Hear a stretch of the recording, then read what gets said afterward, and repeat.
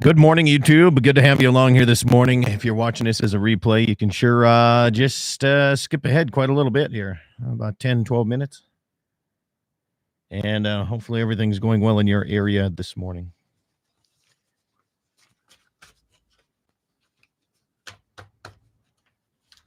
I hope. Let's see here. Let me know if the audio's coming through all right for y'all. To find Keith Warren's number here.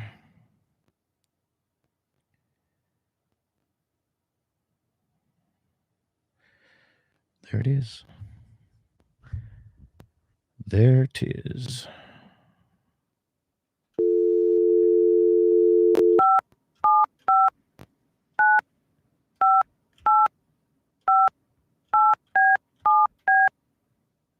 I think that's it. We will find out. Morning, Waylon. Thank you. Appreciate that. Thank you, sir. Well, good morning. Keith Warren, how are you, sir? Doing good. I still don't know what I'm going to talk about. It's like, okay, I always say I'll talk about the difference between Republicans and Democrats, but you know the difference. You don't want to get me started with that again. You know it's the difference how does this go here? I got to look it up. We're live on YouTube, by the way, just to give you a heads up right now. Oh, we're live on YouTube. Yeah. You don't have a camera working off my phone, do you? Just look. No, the only camera's on me right now. Okay, good. Well, I don't want to look at you. I know what you look like. Let's see. Greg Seaman says 3,800 rain over in the Hettinger area. Good. At least somebody's getting some rain. Good for you guys. Well, we had some the other day. My rain gauge holds 6.5, and it was over full, but it had rain. Oh my God! Good God, for it's you. been so dry you can't even imagine. I mean, but we got it. And the pasture looks good, and the tanks are catching some water, so it's all good. We're in a world of hurt up here, Keith. We're really, yeah, we're pretty bad up here. Well, pretty dust bowl-y. I don't think some of the old timers saying they haven't seen it like this since the 80s. What are they? They got any kind of reasoning for it other than the bull crap? Watch what I'll say. The global warming, or just kind of cyclical pattern. It's typical pattern, basically. I mean, it's Mother Nature. You know, you ain't going to change that. You can try whatever you want to do. You ain't going to change it. I had an argument the other day with a lady. She was sitting there complaining and talking about all this climate change and how we got to do something. Because I don't know if have you heard of the 30 by 30 land program by the Biden administration? Have you heard about this? No, it's hard to keep up with everything. But so in January 27th, Biden signed an executive order saying, part of this climate change, that the federal government needs to take over 30% more private acres by the year 2030, which comes out to about 680 million acres. So I spoke at the commissioners meeting here the other day, and we were arguing climate change. And the lady told me, she told me that, there's never been climate change before. I says, and what happened with the Ice Age? Yeah. She couldn't answer that. That was our state's attorney, so she couldn't answer that one for me. The emissions from Fred Flintstone's vehicle, Come on. I mean, it must have been dinosaur farts. It must have been that. What amazes me is these people must not have anything else better to do than to sit around and concoct this bunch of bull crap. Yeah. And for people, I mean, think about this. There's literally nothing that I know of that the government can do better than the private individual. Nothing. No, they can't educate our children any better. They can't feed us better. They can't leave us alone. Just get the hell out of my life. But there lies the problem, Mr. Warren, is they're creating so many lazy people with all these stimulus checks. And right now, get this, you can actually get unemployment and make a better living than having a job. Mm-hmm. Scott, my brother has got an RV park on a beautiful lake and stuff. He's trying to find a maintenance man. and pay him $150 a day. The guy doesn't have to have any skills, just a maintenance man, somebody just to sweep up grass and pick up dog poop and trash, and just a maintenance man, $150 a day. And this is cash money, and he can't find anybody to even apply for the job. Now it's like you think, what the heck is going on? I mean, when they have taken the incentive out of the kids and out of the American worker, it's not just kids; it's the grown-ups too. You know, they've wound up taking the incentive out of people that they have no initiative, and it's like, well, who the hell's going to do all the work? Yeah. You know? Well, I'll tell you this: if he's offering $150 a day, I know that's substantially more than I make here ranching. So, I know. I might be moving to Texas. Yeah, that's what I told him. I said, "Hell, you need some help? Seriously, I'll come up there." You know, it's like, God, dang. But think about it. I mean, think about how hard in these restaurants that have been shut down because of the COVID deal. Yeah. They're in horrible shape. I mean, they can't find people to come back to work. No, once they got a taste of unemployment, why would they?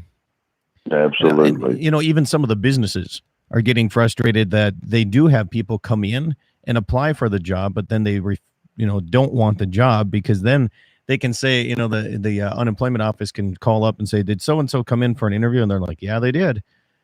So they're living up to their part, and then they go back. So the businesses are actually getting kind of pissy about it too. So well, there's so much stuff that's broken. I mean, when you look at it, I mean, they apparently, in order to qualify for unemployment, that means you have to be actively looking for a job. But Correct. What does that mean? You're on your telephone while you're waiting for the next catfish to bite. You're going, okay, I'll apply for that one. Click, click, click. Yeah, I applied for jobs. You may not be qualified or interested or willing to even, entertain an interview. But I applied, so I get my check. Just keep sending me the dang money. Yeah. So, yeah. That's the reason why I think you live in the promised land, West Dakota. I mean, I like the Badlands. It may be dusty and all that. And the closest neighbor's a cow, but that's pretty damn cool to me. I love my cows, man. I know the Black Lives Matter, brother. Trust me. I had a white-faced one born yesterday, and it took me 25 minutes. Did you really? A baldy, huh? It took me 25 minutes to figure out why in the hell that happened. And I finally remembered last year, there was a big some fence wreck from some elk that I didn't get after right away, and I didn't notice. And one of my heifers got in with my neighbor, and instead of trying to sort her out, I'm like, why don't you just leave her in there for it doesn't matter to me. And I brought her back, and I finally figured out that's right. He runs Hereford bulls over there. So now I understand why I have a calf marker out there in my herd now. So I have an interracial relationships going on in my cow herd. Nice. You ought to be able to qualify for some kind of federal grant. I should be able to get some grants. Hell yeah. So is it a little bull calf or what? No, it's a little heifer. Okay. Yeah. Okay.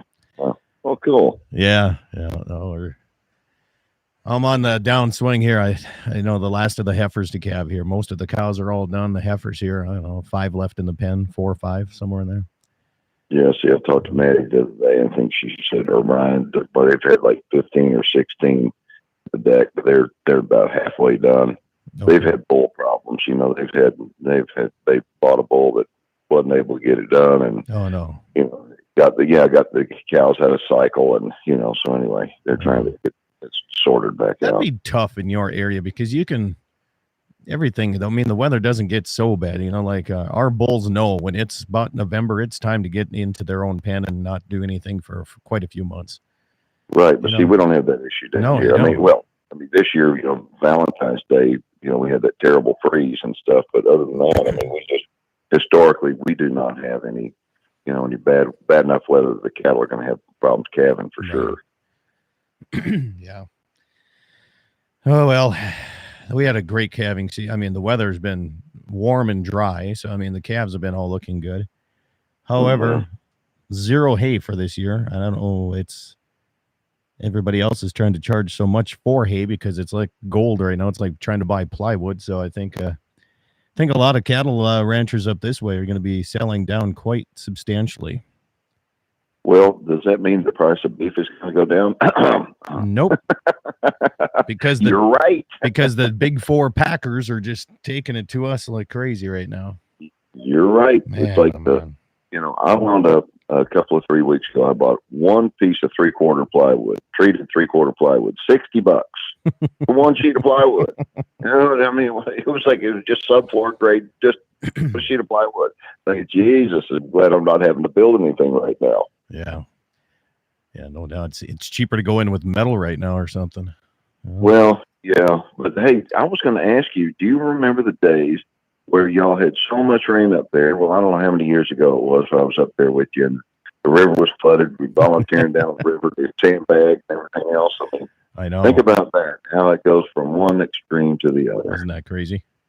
Oh, yeah. And then I remember back, I guess it was up there. They were baling hay and baling everything that grew on the side of the highways, just baling it up and rolling it and leaving it there. Yep. Yeah, don't some of those guys listening to us right now wish they had some of that.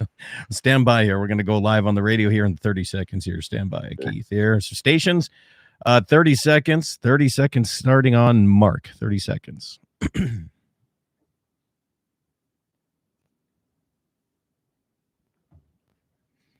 Morning, Chuck Hansen. Morning, Karen. 15 seconds.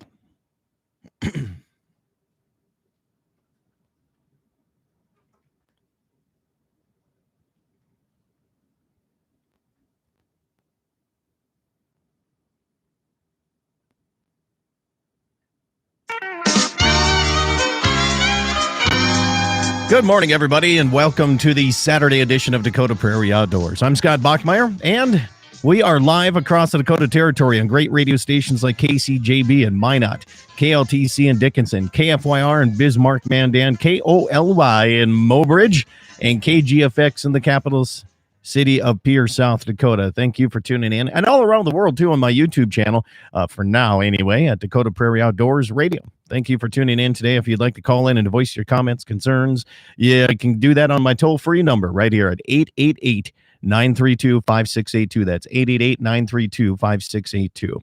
Today's show brought to you by Action Motorsports on the Strip in Mandan, offering Polaris Egg Advantage.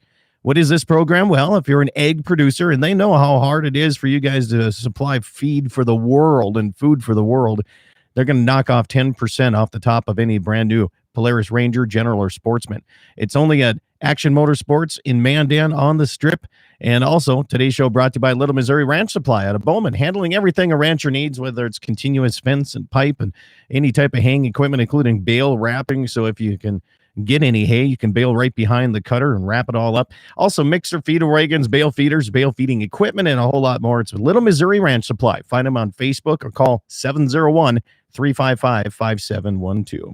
And today we are fortunate to have Mr. Keith Warren from the High Road TV show and many others here. Good to have you. Keith, how are you doing this morning? I'm doing great. It's great to be with you, and I wish I was up in the beautiful West Dakota Territory. You bet. Well, today's on here, and I'm happy. Today is a little bit different day. We have about 45-mile-an-hour wind gusts, and it's trying to rain a little bit, and we're just praying it rains all the time. Well, that wind doesn't have anything to stop it up there. Not much. Got to get down in those canyons a little bit here. Yeah. No, all is good. We've had some rain down here. It was a long time since we've had rain, and my gauge was overflowing earlier this week, and the pasture's all green. And the one thing, I don't know, do y'all get chiggers up there? Do you know what chiggers are? I haven't seen them up here, no. Okay, well, chiggers are like little red bugs, and they will eat you up, buddy. I mean, I'm talking about, and so when it's raining, it's like I'm thinking, okay, we're going to get chiggers, but I'd rather have chiggers and grass than no grass, and be trying to figure out how I'm going to pay the feed bill. Yeah, well, that's where I am right now, and I don't know if I want chiggers or a feed bill. So, but I might move to Texas and work for your brother here if he's offering that much to help with the RV place. Oh yeah, everybody. I'll tell you, if anybody out there is trying to hire anybody, they know how tough it is right now. Yeah. And what's sad is that I don't know what can be done about this. I mean, as individuals, I think that what we've got to do is reflect upon how our children are raised, and what we do with ourselves, and what's important. And do we want to be slaves to a government that wants to take care of us? And it's like, I just want to tell them, hell no, get out of my life. Yeah, we're producing people that don't want to work anymore sometimes. You and I aren't, I guess, but government is once in a while. Hey, Yep. I had an email sent to me yesterday, Keith, about chronic waste disease from our game and fish department, and asked me to take this online survey. And some of the questions were interesting. And I figured, let's talk a little bit about CWD, because I know between what's that? There's lots to talk about. Yeah. I can't wait. Okay, so tell me what kind of questions they were asking. Well, I wish I would have actually screenshotted it on my phone here, but I took them. Some of them were dealing with, do you feel that on a scale of 1 to 10, do you feel the state is doing the right thing, or do you feel that we should open up more licenses in the units that have had chronic waste disease? And some of the questions also were, do you feel, are you worried about eating the meat? Are you worried about eating a deer that from a unit that has tested positive for CWD? So let's start with the first one here. Are people actually worried about this? I mean, who has anybody ever contracted CWD through eating venison? I don't think I've ever heard of this. But okay, the answer is no, they haven't. But I want before we go there, I want your listeners to know a little bit about who I am and what I do. Because they may not understand this. Okay, I am a deer farmer. I mean, I'm a hunter. I've been a hunter ever since I was a pup. I mean, I'm a deer farmer. The reason why I'm a deer farmer is because I love deer. I couldn't get enough of them hunting them. I decided to raise deer. 12 years ago, I decided, you know what? I mean, because I've been doing outdoor TV for 35 years. 12 years ago, I said, you know what I'm going to do? I'm going to do a TV show on deer farming. And people looked at me like I had 3 heads, It's like, what? I mean, that's the most politically incorrect thing in the hunting community. Why would you do something like that? It's like, because I can get sick and tired of people lying about what's going on the deer farms. And it was like, somebody has to stand up and say, wait a minute, we're the guys that are wearing the white hats, not the black hats. We're the good guys here. But the wildlife departments and ag departments and all, it seems like they want to make us out to be the bad guys. And so anyway, I started doing a television show. And when I did, they said, this TV show, it'll never make it. Well, it turns out that the TV show has made it, and it's made it very, very good. And ratings are great. And the future looks bright. But and we're changing people's minds slowly, but it's hard to change people's minds when you have a government that winds up feeding, and the media that feeds us negative information and bases their decisions off of emotions and not science. Right. Okay. And so when it comes to, it's like, let's look at the economy. If you got a questionnaire from somebody in the government, but how do you feel about the economy? Should you do this or should we do that? Are we doing enough of this? And blah, blah, blah. What difference does it make? Seriously, it's just your opinion. Are they really going to judge what they do, the policies, based upon your opinion? You'd think, yeah, maybe. But the truth about the matter is, science is, when it comes to science, okay, and disease control and all, science is what really matters, not somebody's opinion, okay? And I'm not talking about somebody's theory. It is science is what is supposed to, I would think. I mean, look at this bull crap going on with the coronavirus. I mean, science, you hear one thing and then you hear another. Well, Jesus Christ, they put so much money and effort into this that they can't agree on anything. You look at the Congress deal the other night, and Pelosi and what's her name, Harris, all wearing the mask, and what the hell? They've all been vaccinated. You know that. What are they trying to really accomplish there? They're trying to scare the hell out of the American people. They're trying, and so I look at what's going on with the coronavirus and what's going on with chronic wasting disease as being very, very similar. But what's been going on with chronic wasting disease has been going on for well over 50 years. CWD is a TSE, and I don't know a whole hell of a lot. I don't know about it more about it than probably 95% of people, but I don't know a whole hell of a lot about it. Okay, it's called the transmissible spongiform encephalopathy. It's a TSE. It's very similar to mad cow disease. It's very similar to scabies in sheep. Okay, and it is spread. It is a deer disease, and it goes to red deer and elk, and so what happens is it spreads different ways. We're finding out the nose-to-nose contact. It can spread through feed. It can spread through dust. It can spread through bone marrow. Could be transported by a coyote from one place to the next, and those prions with that can hold the CWD are in that. So it's transmitted. I mean, it can be transferred from one piece of property to another in the back of a pickup truck if the deer's got CWD. Right. You can't tell a deer's got CWD. Well, I'm telling you, we're gonna continue on here, Keith, but we're up against our first break here. So, this is exactly what I wanted to get into more of the science side. So, stay with me here, Keith Warren from the High Road and Deer Stories. You can catch that, and you can also watch it on many other video platforms, and we'll get to that too. Talking CWD. If you have any questions, comments, you want to call in 888-932-5682. That's 888-932-5682. Toll free number. It's if you have to remember it before you write it down, 888-9-DAKOTA. Just spell that out. We'll be back right after these messages all around the state of North and South Dakota.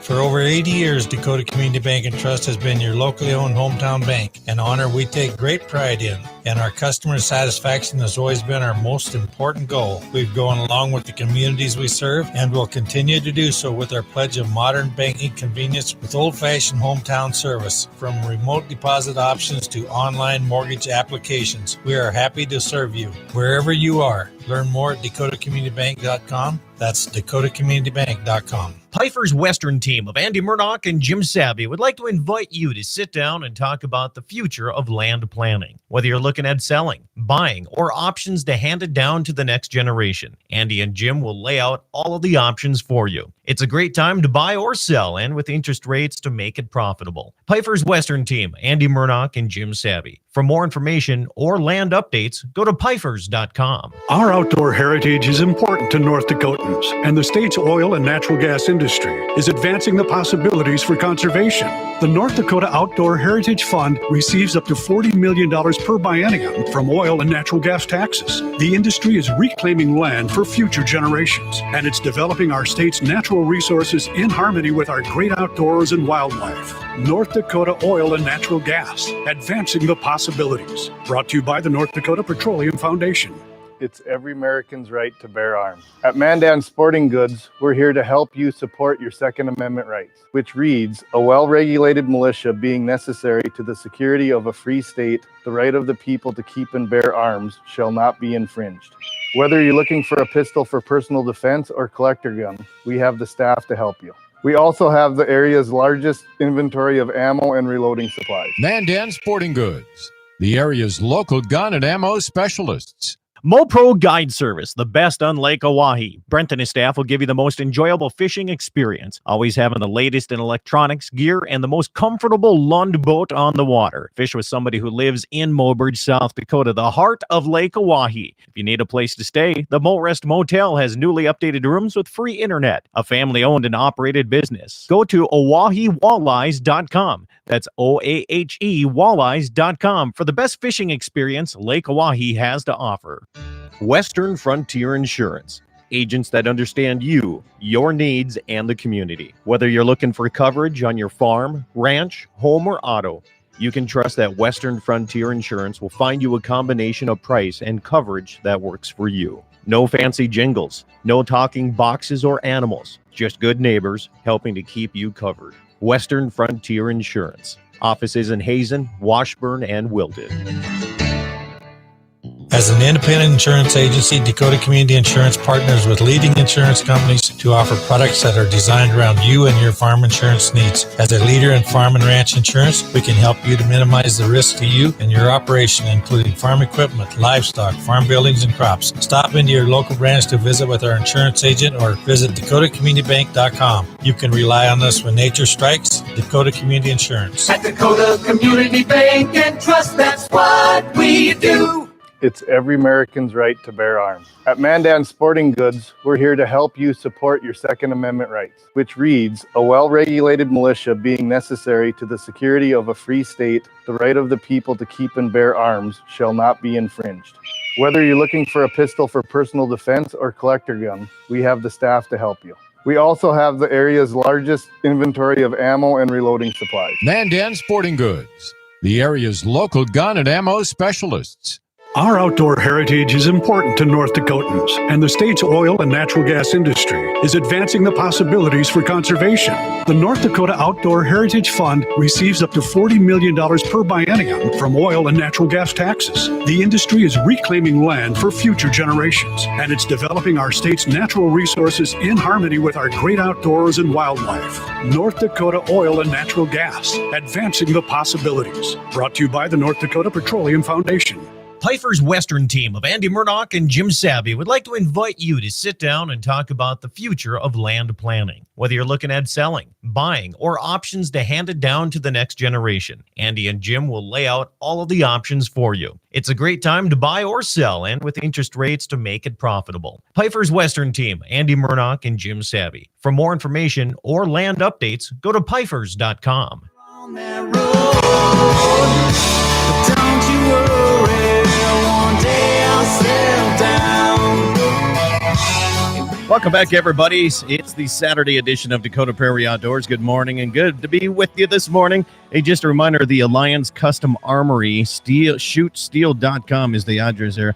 The 7th Annual Dakota Duel is going on July 17th and 18th near Little Eagle, South Dakota. And there you go. That'll be fun. The Denny Palmer Memorial Walleye Classic is coming up on June 11th through 12th down in Mobridge. The Bizman Reel and Rec Club 40th Annual Walleye Derby, Saturday, May 15th. Is that next weekend already? I think so. It's getting pretty close. And 4th Annual Heart Butte Dam down in Lake Chida going to be on their youth tournament. All youth, get ready for June 12th. For that. So there you go. That's what's coming up in the hunting and fishing and long range world. Keith Warren is my guest here this morning on Dakota Prairie Outdoors. And if you'd like to call in, feel free to do so.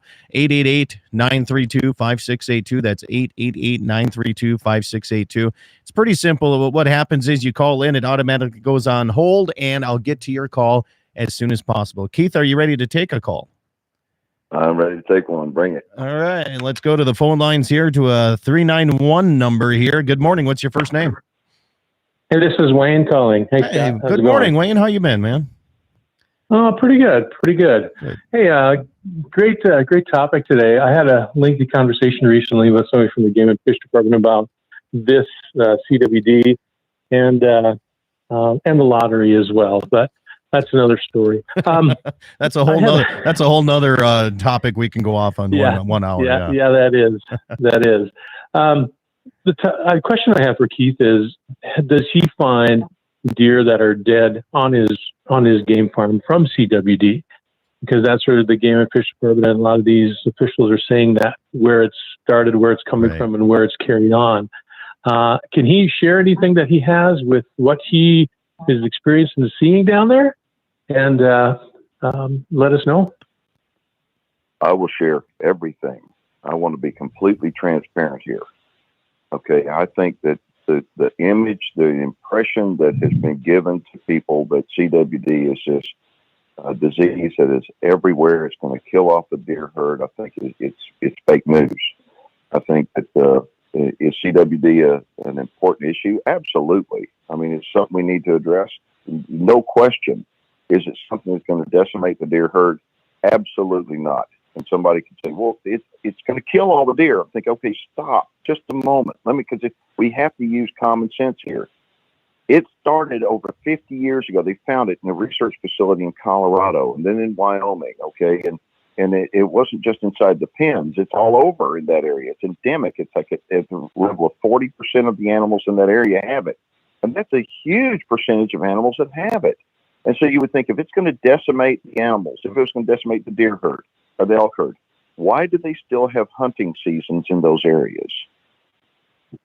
Can somebody answer that question? Well, I think some of the thought process, Keith, on the hunting side of things is they feel that like one of the questions on my survey was, should we give out more allotment of more tags in the areas where there is CWD reported so it reduces those numbers? Okay. And if you ask 10 different people, you're going to get 10 different answers. Okay. Science is what's going to get us out of this issue. Okay. And we're learning so much by it. I say it's being funded by there are some fish and wildlife departments that are helping fund some of the research on it, but not many. Okay. What they do is they point the fingers at the captive cervid industry, and they say that's where it's coming from. That's where it's coming from, and that's where the tests are being done at, and so therefore people think, well, and that's where that their positives are coming from. So they think that's where it's coming from. Are they testing out there on the highway? Are they testing it? And if they are, at what level? In a deer farm, a game farm, we have to test by law. We have to test the animals that die. And what that means, a test, we send in the obex. It's the part of the brain that the brainstem that it forms a Y that goes into the spinal column right below the skull. And on every animal that dies, we remove the head, remove the obex, remove the lymph nodes, put it in formalin, and we send it in to be tested. Okay, every single one of them. Now, I'm wondering how many of them are tested that are not on the game farm. How many of them are being tested that are hunter killed or automobile killed? What percentage? But when all of them on a deer farm are tested, I think, where do you think you're going to find it? More likely, you're going to probably find it where you're testing. Wouldn't that be the case? Yeah. If you're only looking for measles in the third grade class at schools, you're going to only find measles in third graders. That doesn't mean that second graders and sixth graders don't have it. Okay, but they're looking so hard at the deer farms. And so what deer farmers do, we have the perfect laboratory, if you will, the perfect research facility to be able to find out how bad this stuff really is and also try to work our way out of it. Now, many people that are listening to this program never heard of the North American Deer Registry. We call it NADAR in the industry. The North American Deer Registry was formed years ago, and it was basically to track genetically the ancestry of deer. In other words, like the AKC, okay, like in cattle, okay, we want to be able to determine who the sire and the dam are of these animals, be able to make the best breeding decisions we could, and to be able to move forward and grow the biggest healthy animals we could, okay. We have that in the deer industry, and it's called NADAR, okay. NADAR has got 350,000 plus animals in it, so literally there's a lot of information there. What we quickly figured out was that CWD, it can be transmissible in lots of different ways. I mean, we know that. It can be, there are states now that are prohibiting the transportation of animals from one state to the other. And the reason why is because they know that the spinal column, the spinal cord, they know that which contains the CWD prions can be taken across the highway from one state to the next and then disposed of in the landfill or wherever you're going to dump it after you get done butchering it. And those prions are now in the soil there. You just contaminated that soil right there. And so how does CWD get spread? It gets spread in lots of different ways. Okay. And so what happens is that NADAR, let me get back to NADAR. When we wound up starting the deer industry, what do people want to see? They want to see big antlers. Okay. Whatever the antler characteristic you like, spread, frame, points, non-typical, typical, doesn't matter. And we were able to figure out that different genetic lines were throwing the genetics that we liked. Okay. And so those lines became very popular. And we started breeding deer appropriately. And we started producing these deer that the end customer wanted. Okay. But just like you're compounding those good genetics and saying, oh, these are the good genetics that you want, maybe you're also compounding the bad genetics. We didn't know. Okay, and so the reason why I say the bad genetics would be, what happens if a deer is more susceptible to CWD than another deer? Okay, we know now genetically there are deer that are more susceptible to getting CWD than other deer. I'm not smart enough to know why, but I'm smart enough to know that we know the smart people with NADAR, and they've done the research, and there are deer that are out there. You look at 100 deer, every one of them is different. If there was a scale, and this is what's been developed now, this is what every hunter is concerned about, every wildlife enthusiast is concerned about deer and CWD needs to listen to. There is a CWD test now. Imagine a scale that if you take all the 100 different animals, you run this test through genetically, you'll be able to tell if on one end of the scale, it's a very susceptible deer to CWD, and the other end of the scale is very likely that it is not susceptible to CWD. It's a sliding scale. Where do these animals lie on the scale? And so what we're doing as a deer industry now, we're looking and seeing where our breeding stock lies on this scale. And we can breed that CWD susceptibility out of our herd. and it's like 88% accurate now. That's phenomenal. And this is science. This isn't somebody's theory. This is science. And we got proof to back it up.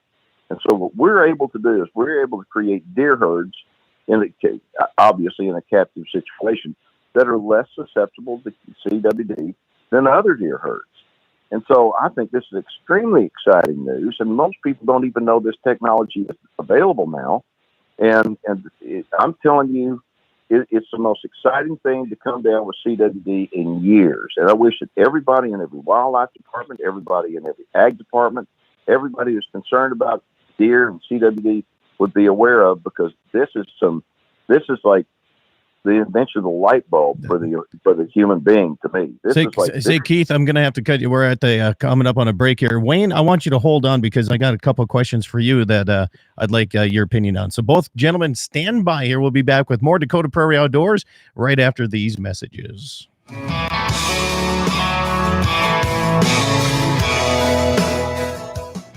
For over 80 years, Dakota Community Bank and Trust has been your locally owned hometown bank, an honor we take great pride in. And our customer satisfaction has always been our most important goal. We've gone along with the communities we serve and will continue to do so with our pledge of modern banking convenience with old-fashioned hometown service. From remote deposit options to online mortgage applications, we are happy to serve you wherever you are. Learn more at dakotacommunitybank.com. That's dakotacommunitybank.com. Pifer's Western team of Andy Murdoch and Jim Savvy would like to invite you to sit down and talk about the future of land planning. Whether you're looking at selling, buying, or options to hand it down to the next generation, Andy and Jim will lay out all of the options for you. It's a great time to buy or sell, and with interest rates to make it profitable. Pifer's Western team, Andy Murdoch and Jim Savvy. For more information or land updates, go to pifers.com. Our outdoor heritage is important to North Dakotans, and the state's oil and natural gas industry is advancing the possibilities for conservation. The North Dakota Outdoor Heritage Fund receives up to $40 million per biennium from oil and natural gas taxes. The industry is reclaiming land for future generations, and it's developing our state's natural resources in harmony with our great outdoors and wildlife. North Dakota Oil and Natural Gas, advancing the possibilities. Brought to you by the North Dakota Petroleum Foundation. It's every American's right to bear arms. At Mandan Sporting Goods, we're here to help you support your Second Amendment rights, which reads, a well-regulated militia being necessary to the security of a free state, the right of the people to keep and bear arms shall not be infringed.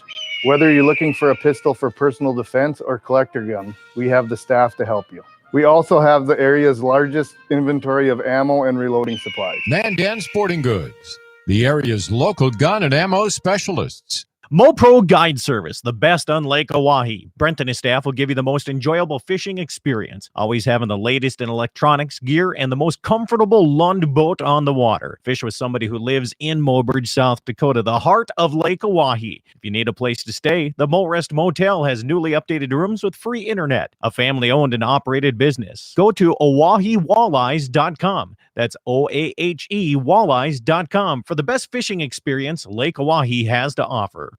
Western Frontier Insurance. Agents that understand you, your needs, and the community. Whether you're looking for coverage on your farm, ranch, home, or auto, you can trust that Western Frontier Insurance will find you a combination of price and coverage that works for you. No fancy jingles, no talking boxes or animals, just good neighbors helping to keep you covered. Western Frontier Insurance. Offices in Hazen, Washburn, and Wilton.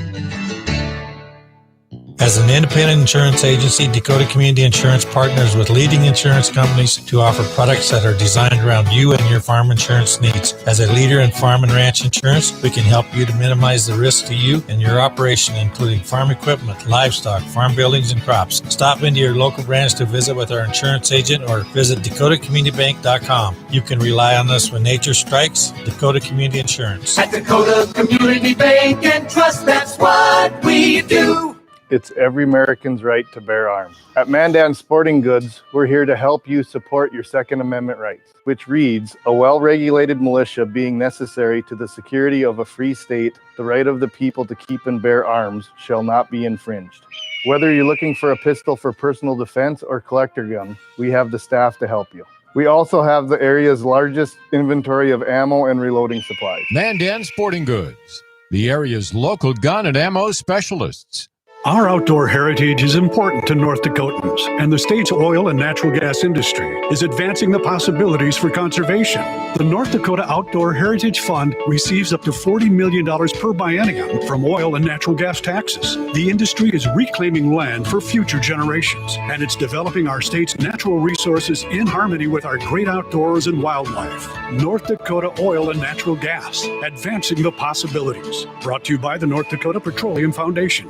Piper's Western team of Andy Murdoch and Jim Savvy would like to invite you to sit down and talk about the future of land planning. Whether you're looking at selling, buying, or options to hand it down to the next generation, Andy and Jim will lay out all of the options for you. It's a great time to buy or sell, and with interest rates to make it profitable. Piper's Western team, Andy Murdoch and Jim Savvy. For more information or land updates, go to pifers.com. On that road, but don't you worry, one day I'll settle down. And when that time comes, I hope you're still around. Welcome back, everybody. Dakota Prairie Outdoors Saturday edition here. All around the world on YouTube channel right now. Thank you for tuning in and messaging me through YouTube. Also, KCJB in Mina, KLTC in Dickinson, KFYR in Bismarck, Mandan, KOLY in Mobridge, and KGFX in Rapid City, or in the capital city, Pierre, South Dakota. I'm working on a Rapid City station, too. We're very close to getting the Saturday morning program in the Black Hills as well here, so we're working on that. That's why it's in the back of my head. I'm Scott Bachmeyer. My guest is Keith Warren here from a couple different television shows. But, Keith, most of the people know you that you've been on my radio program long enough. They know this here. And Wayne is on hold right now, but I want to come back here very quickly. Couple text messages, and if you don't want to call, you can text 701-425-6651. That's 425-6651. Text comes in, says all the state game and fish agency who chastise deer farms will need to utilize them to introduce DNA verified non-susceptible genetics to protect the wild population. Deer farmers will be the saving grace of the deer populations if it comes to this. Your comment on that? Ding, ding, ding, ding, ding. Somebody gets it. It's like, come on. I mean, where else can research be done at this level? We have captive animals. We're able to get our hands on them when they're alive or when they're dead. We're able to do research. It cannot be done in the wild, period. If somebody is seriously concerned about this, then they think, what's going to happen? I mean, I'd be anxious to hear what other people think. I mean, take deer farms out of the equation. Now what do you do? But deer farms are not out of the equation. Deer farmers are good people. They're the people that are listening right now. Many of them have cattle or had cattle, and they got into deer because whatever reason. But they're deer farmers. We have the opportunity to learn from these people, and deer farmers all want better animals, just like any cattle rancher wants better animals. So let's figure out and let science be the thing to help us make better decisions to make better animals. Another text comes in. Keith says, we lost 24 bucks and as many does to EHD last fall on the ranch. Said CWD is not even on the radar for concern at their place. And that's true. We've lost a lot of deer over the last few years just with EHD that way, too. I mean, a lot of deer, too. A lot of people get EHD and CWD confused. And wildlife departments, I think, like that. Okay, they like this confusion because they're able to go down with their agenda the way they want. Okay, and people need to realize there are two different things that kill these animals. CWD is a chronic disease. It takes a long time for an animal to die from CWD, and we have killed far more animals looking for CWD than CWD has ever killed. Okay, and otherwise, and on the other side, you've got EHD. EHD is it's this disease that cattle die of it. Okay, I mean it's a terrible disease, but it kills lots and lots and lots of animals, and it does it very quickly. And so people see that and they get confused and they think this is CWD. No, it's not. It's EHD. It's two different things. A little bit different. I'm going to go back to Wayne here and bring Wayne back on the conversation. Wayne, you back with me? Yeah. And so I have a question. How would you go about this, Wayne? I mean, if you had the all-seeing crystal ball, what would you do different on attacking this CWD? I mean, did you get the survey? Did you have were you emailed the survey to take or not? No, I did not. Okay. I did not. Okay, but just what would you do different, Wayne? I guess. Well, let me hear your. You know, on this. I don't think killing the deer herds down is the right answer. I think it should go by giving out licenses should be for, those areas that need to keep the management where it's supposed to be. I mean, that's what they're trying to do in some of these units. They're trying to, exploit that and push more hunters. I think that the CWD it is an issue, and I think it has to be handled in kind of the way that the Game and Fish Department is now, by not allowing people to transport deer back and forth. Yeah, it's a pain in the butt when you hunt those areas, and I've hunted several of them. And I think they're making it such a big deal. I think it's scaring people. I think it's scaring people away from hunting. I asked the gentleman from the Game and Fish Department, I said, what you guys need to do is send out pictures of all the deer, these big die-offs that you're finding from from CWD, and publicly post it. I said, because then the people would understand the seriousness of it. And I said, oh wait, I know you can't do that because they're not out there. You can find them from EHD, and he agreed. I mean, there's not the big die-offs. I think in North Dakota they're trying to curtail it from spreading, and it's been here for so long. Colorado's had it since the late 60s, I believe, and their herds are as high as ever. Yeah. So I'm not sure. I think just making the public aware of it, and managing the deer like they're supposed to be managed, and not bringing the CWD into it as per killing off a whole bunch more deer and having these big shoots like they did in northwest part of the state here and in Minnesota, try to kill off the herds. Yeah. That's what scares me more than anything, Wayne, is when you hear about this, where especially the Minnesota one. I know what did they kill? Like, was it like 2,000 or 3,000 deer? They just went with helicopters and just mowed them down. And I want to know how many out of those deer had CWD. I bet you that's why you don't hear these results. Right. And I don't believe any of the deer that were tested up north that were killed here had the CWD either. Yeah. Keith, guys, this is what I'm not understanding. I don't understand how come we go and we've got these management decisions to go out and kill all these perfectly healthy deer to see if they're sick. Okay, it just doesn't make sense to me. I'm thinking in the end, okay, when we're all dead and gone, okay, what do we want hunting to be like? Do we want it to even exist or not? Because if we want to kill hunting, then we need to continue along the path that we're going right now. Just go in and annihilate every deer herd because they may have CWD. Okay, it is scaring the hell out of people. Imagine a wife of a hunter, okay, hearing about this. Oh, they just flew all these helicopters, kill all these deer because of CWD, and our kids could get it. And says, you think that wife is going to be supportive of her husband going hunting anymore? You think she's going to be supportive of her kids or her grandkids going hunting anymore? Hell no.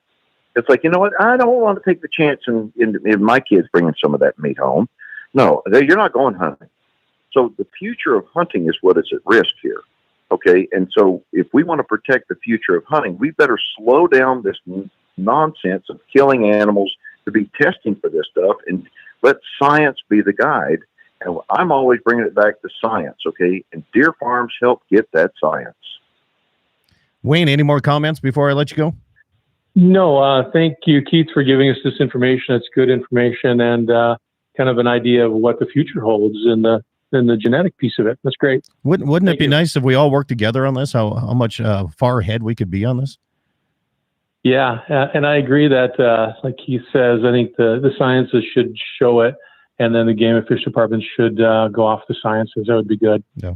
But thank you, Scott. You bet. Thanks, Wayne, for the phone call. Appreciate that. 888-932-5682. That's 888-932-5682. If you want to give a buzz and call in, you can also text me your questions, comments, concerns at 701-425-6651 as well.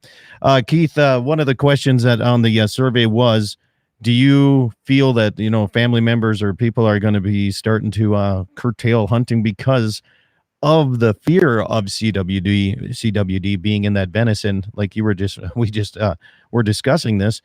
I'm kind of worried about it. Like you said, are we going after this fear mongering side of things where, they're not getting the full story maybe because maybe they're getting mixed messages. Okay. It's just like the people with the coronavirus. Wear the mask. Don't wear the mask. Wear 2 masks. Okay, get vaccinated and continue to wear a mask. Okay, stay 6 feet apart from people. It is confusing.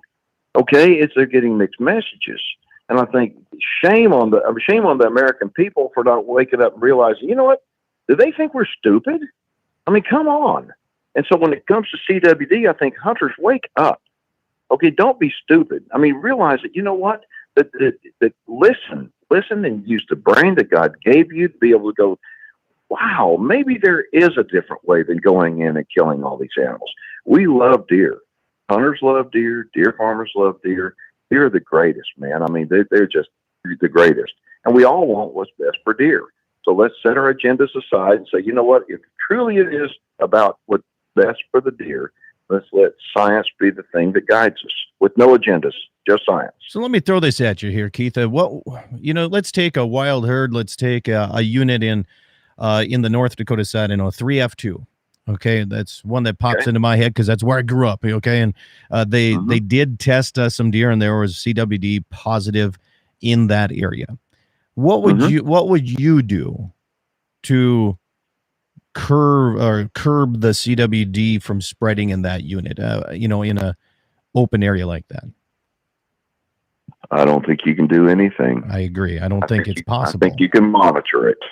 Okay, and in areas in Texas, for example, that have gotten a positive, what they wound up doing, they started testing animals that were not just in that high fenced area, but they started testing road kills, hunter killed animals. They set up containment zones around, a 15-mile or whatever radius around the area where the positive came from, and tried to check and see, if those animals had CWD or not. Now, Wayne said, if they take pictures of what, they look like when they die of CWD, that would be a real challenge. I don't think anybody could do it. Wayne's absolutely right. Okay. And the reason why is because when animals get CWD, you know what? They die from SARS, they die from coyotes, they die from bullets and arrows. They didn't die from CWD. Many of these animals, as a matter of fact, most of these animals that are depopulated on these farms, that are CWD positive, they look like they're perfectly healthy animals. They are perfectly healthy animals, except they had CWD. So people think, well, should I eat one? I've done 2 documentaries on the subject. Okay, these were years ago. They're both on YouTube, on my YouTube channel. And since those documentaries, we've learned so much. But I went to Wyoming. I went to Colorado, talked to people, scientists, researchers on CWD, that they on camera say they ate CWD positive animals. They didn't know it at the time, but they did. They wouldn't do it again, knowing it. And the reason why is like, okay, why would you knowingly eat an animal that's got a disease? That'd be stupid. Okay, but they ate it. And they don't have any problems. Imagine how many millions of pounds of venison from CWD positive animals has been consumed by the American people. Okay, imagine. And not one person has gotten it. And I think, when you go around the water cooler talk, a lot of the guys go, you know what? Wildlife departments some of these departments would love for somebody to get CWD. It'd be like, what? Oh, that's a crazy thought. Conspiracy theory. Yeah. But you know what? Because it would allow them to further their agenda. I had an argument with somebody in the western side, up on the oil patch. Somebody that wasn't originally from the Dakota Territory, but moved in because of the oil. And they said that there was a deer that looked sick, so they shot it, and it died from CWD. I said, no. I said it died from that guy shooting it. Yep. Well, it would have died. I don't know that. Neither do you. Right. Well, we had an argument back and forth. I'm like, the deer technically did not die from CWD. Well, they don't even know if it had. Come on. It could have had pneumonia. They could have had. There's a lot of things deer die of. Okay, not just CWD and EHD. A lot of different things. The deer get pneumonia and die. Some deer get rabies. Deer get diseases just like cattle and everything else. Okay, so when somebody opens their mouth and says that, I'm thinking, okay, show me the proof. Did you cut the lymph nodes out, the brainstem off, and send it? We have a report, or is it just an assumption? If it's an assumption, shut up. Don't say something like that. No, seriously. It's like, don't say something unless it's a fact. If it's a fact, then guess what? That means something to me. But if it's not a fact, it's just somebody's opinion, and you know what they say about opinion. Yeah, everybody's got one. Wayne just messaged me another one. He said, Scott, another quick question for Keith. If CWD is spread by saliva, which a lot of places biologists say it is, why do they not develop a mouth swab test for it? That way they could test live deer instead of shooting them and testing them. Okay, there are 3 ways that we test live deer, okay, for CWD. Saliva is not one of them. Okay. Okay. They do a tonsil. They take a little tonsil biopsy. Okay, and they take a rectal, and then you can take a biopsy of a lymph node, but it is extremely invasive. Okay, and so those are the ways live testing is actually allowed in Texas in the captive deer herds to be able to test your animals. Okay, we still have to test them post-mortem, but we also, in order to reach a certain level in the state to be able to move animals around the state, we have to live test a certain percentage of our animals. Most of those tests are being done rectally. So if it is transmitted by saliva, why couldn't a person come up with a saliva test? I wish they would. Well, wouldn't that be sweet? Wouldn't that be easier? I mean, seriously. I mean, the deer industry and deer farmers are the ones that are funding all this research. Okay, now there's so much concern from all these ag departments and wildlife departments. Please help us fund research. We've got the animals. Okay, we do. And we can control them. We walk out there and feed them and talk to them every single day. Okay, they want to do the research. Come call me. I'll get it lined up. Okay, I mean it's simple as that. We want as much research for science as we can, and so if somebody wants to help, please jump in and help us. Text message comes in, says CDC took lessons from some game and fish here. All the people that died from the coronavirus but had terminal cancer, car wrecks, whatever, but nope, they died from corona. Text message comes in. We're going to switch. We only got about 3 minutes, Keith. And this guy says, could you explain EHD a bit more? Yeah, EHD is transmitted from a little bug called a Chilocoites. It's a no-see-em gnat. Okay, there's lots of different species of Chilocoites gnats. Okay, these no-see-em bugs, and y'all got them up there, and they're all over the place. You'll see swarms of them early in the morning and late in the evening, and they hover up to about 3 foot, 3.5 foot off the ground. Those swarms of gnats, the ones of certain species, can bite these animals, and they give them EHD, period. Those Chilocoites, the larvae lies in low spots that are wet, and they hatch in the evening and hatch in these early morning hours, and they fly around. There's been a lot of research on it. There's research being done at Texas A&M University on it. They put these midge traps out on deer pens and with the ultraviolet light at night, and they capture these, and they sort them out, male and female and different species, and they do DNA on these Chilocoites gnats. And the EHD is spread by Chilocoites gnats. Their larva is in low-lying areas, and that's the reason why when people say, I found all these deer in a low spot. Well, they're there not because of the gnats. They're there because they had a fever from the EHD, and they're trying to get cool in the water. Okay. And how fast does that usually affect these deer from when that gnat gets them to when they die? I mean, it must be pretty darn quick. Oh, it's pretty darn quick. Okay. That's the reason why you see a lot of them die at the same time. Wow. Yeah, I had a buddy of mine have a little water area, and same thing. It's just unbelievable how many he found dead down there. And and it seems like the mature bucks that get it mostly. Or is that false? I've got a theory. This is a theory, but those mature bucks are all in the velvet too. And they have all that blood engorged up in their antlers. And I have a feeling those Chilocoites gnats land on there, and that's the reason why I think you lose more bucks than does. But that's just my theory. There hadn't been any science to it, but I think it sure makes sense to me. Yeah, no doubt about that. Well, other than that, coming up at the end of the program here, I guess let's finish on a positive side. Where are you headed hunting this year? Oh, if Canada will open up the border, I'd be up there right now bear hunting. Okay, well, I mean, yeah. I finished up. I did the best hunt I did last year was a desert bighorn hunt down in the Sonora Desert in Mexico, and that was unbelievable, over the top.